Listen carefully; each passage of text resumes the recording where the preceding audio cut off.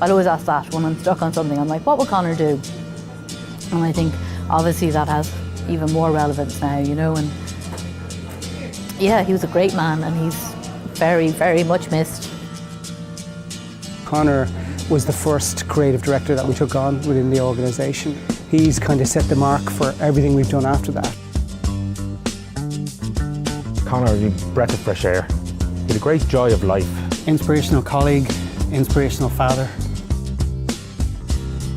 He was always a really good vein of feeding creativity. He was always just caring and listening and just there for whoever needed him. He had gravitas. I think he just had that presence when he came into a room. That weren't no DJ, that was hazy cosmic jive.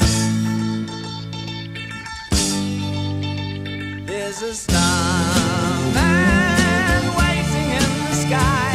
He'd like to come and meet us, but he thinks he'd blow our minds. There's a starman waiting in the sky. He's told us not to blow it, 'cause he knows it's all worthwhile. He told me, let the children lose it, let the children use it, let all the children boogie.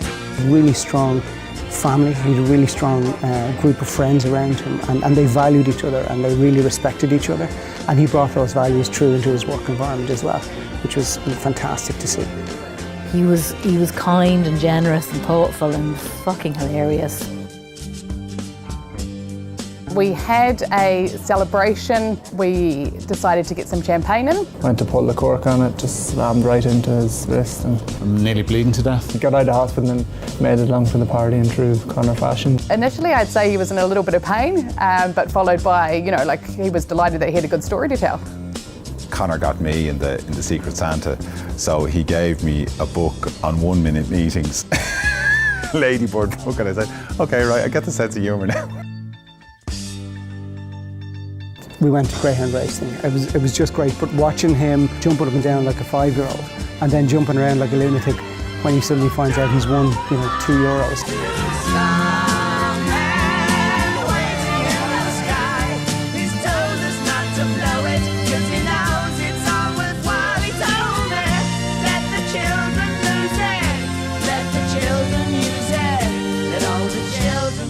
He lived his life to the fullest, and I think sort of, you know, with everything that happened, that was the best way, you know, the most positive thing you could take out of it. I think for other people not to have gathered what we've all gathered from him, it's a really, really sad loss for any lives that he didn't get to touch. I think that's the greatest thing that people will miss, yeah.